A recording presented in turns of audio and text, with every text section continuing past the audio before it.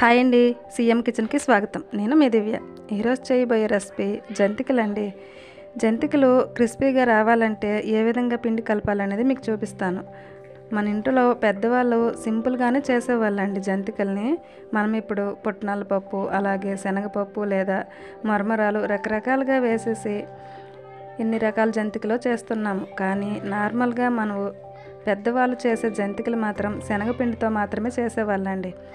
ఎంత క్రిస్పీగా వస్తాయి అనేది మీరు ఈ జంతికల వీడియో చూశాక మీ ఇంట్లో ట్రై చేశాక తెలుస్తుందండి. ఖచ్చితంగా ఈ విధంగానే చేయాలండి. నేను 1 కిలో శనగపిండిని తీసుకున్నానండి.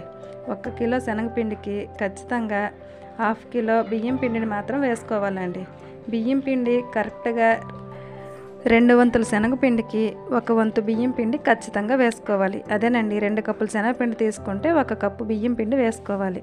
తర్వాత నేను కొద్దిగా వాము వేసుకుంటున్నానండి. వాము వేసుకోవడం వల్ల జంతికలు తినేటప్పుడు తొందరగా అరుగుతాయి కూడానండి. అలాగే రుచికి సరిపడా కారం వేసుకుంటున్నాను. రుచికి సరిపడా ఉప్పు కూడా వేసుకుంటున్నాను. అంతేనండి, ఇంతే సింపుల్గా కలిపేయచ్చు.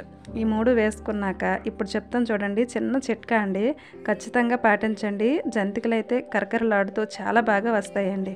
ఈ విధంగా మొత్తం అన్నీ పిండి బాగా కలుపుకున్నాక వేడి వేడి ఆయిల్ అండి, ఒక 3 టీ స్పూన్ల వరకు వేసుకోండి. చూసారు కదా, బాగా మరిగించి అందులో వేసాక పిండిలో ఈ విధంగా పొంగుతున్నట్టుగా రావాలండి. అంత బాగా వేడి చేసి ఆ వేడి వేడి ఆయిల్ని వేసాక చూసారండి, తొందరగా చేపెట్టికండి. కొంచెం పిండి చుట్టూ వేసుకున్నాక ఈ విధంగా కలుపుకోవాలి.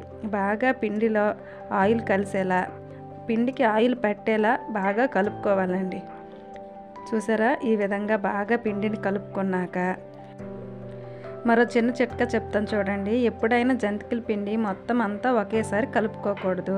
అన్నీ మనం ఇలా రుచికి సరిపడే వేసుకున్నాక కొంచెం పిండిని కొద్ది కొద్దిగా నీళ్ళు వేసుకొని కలుపుకోవాలండి. నేను చూసారు కదా, 2 వంతుల పిండిని ఉంచేసి 1 వంతు పిండినే కలుపుతున్నాను. ఈ విధంగా కలుపుకోవడం వల్ల జంతికలు ఫస్ట్ నుంచి లాస్ట్ వరకు ఒకే కలర్లో ఫ్రై అవుతాయి. అలాగే ఫస్ట్ జంతిక ఎలాగ ఉంటుందో లాస్ట్ జంతిక కూడా అలాగే వస్తుందండి, కరకరలాడుతూ. ఫస్ట్వి బాగా క్రిస్పీగా వచ్చి లాస్ట్లో కొద్దిగా గట్టిగా వస్తాయండి, ఒకేసారి ముద్ద కలపడం వల్ల. ఇలా కొంచెం కొంచెం ముద్ద కలుపుకోవడం వల్ల జంతికలు అన్నీ ఒకే కలర్లో వస్తాయి. అలాగే అన్నీ ఒకేలా క్రిస్పీగా ఉంటాయండి. ఈ చిట్కాని మాత్రం తప్పకుండా పాటించండి. ఇలా కలుపుతునేటప్పుడే నేను డీప్ ఫ్రైకి సరిపడే ఆయిల్ని పెట్టుకున్నానండి.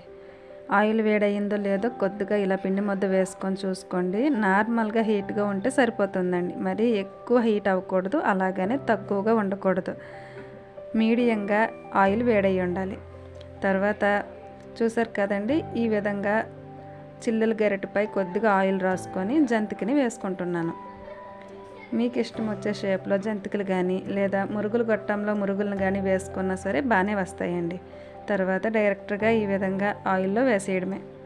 చూసారా అండి, ఇలా మొత్తం అన్ని జంతికల్ని డీప్ ఫ్రై చేసుకోండి. మంటని మాత్రం మీడియం ఫ్లేమ్ మీదే ఉంచాలండి. కట్టెల పొయ్యి మీద అయినా సరే, గ్యాస్ పొయ్యి మీద అయినా సరే మంటని మాత్రం మీడియం ఫ్లేమ్ మీదే ఉంచాలండి. ఈ విధంగా అయితే జంతికలు మంచి కలర్లో ఫ్రై అవుతాయి. ఇలా మొత్తం అన్ని జంతికలు ఆయిల్కి ఎన్ని పడితే అన్నీ వేసుకోవాలండి.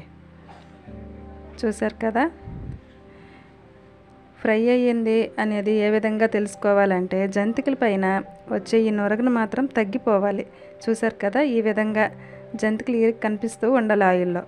ఇలా నురగంతా తగ్గిపోయాక జంతికల్ని తీసుకోవాలి. చూసారా అండి, ఎంత మంచి కలర్లో జంతికలు ఫ్రై అయ్యాయి. ఈ విధంగానే అన్ని జంతికల్ని ఫ్రై చేసుకోవాలి. నేను చెప్పే చిట్కాలన్నీ పాటించండి. ఖచ్చితంగా జంతికలు చాలా క్రిస్పీగా వస్తాయండి. ముందు కలిపి పెట్టుకున్న పిండి ముద్ద కొద్దిగా ఉంది అనేటప్పుడు మళ్ళీ మరో వంతు పిండి కలుపుకోవాలి. ఇలా పిండినంతా ఒక్కసారి కలుపుకున్న కొద్ది కొద్దిగా కలుపుకోవడం వల్ల జంతికలు చాలా టేస్టీగా ఉంటాయి. అన్ని జంతికలు ఒకే కలర్లో క్రిస్పీగా వస్తాయండి. చూసారు కదా, ఓన్లీ శనగపిండి కొంచెం బియ్యం పిండితో చేసుకుని ఈ జంతికల రెసిపీ మీకు నచ్చినట్టయితే లైక్ చేయండి, మీ వాళ్ళందరికీ షేర్ చేయండి, అలాగే కామెంట్ చేయండి. ఖచ్చితంగా మాత్రం మీరు కామెంట్ చేస్తారు నాకు తెలుసు. అలాగే నా ఛానల్ సీఎం కిచెన్ అండి. ప్లీజ్ సబ్స్క్రైబ్ చేసుకోండి. Thank you.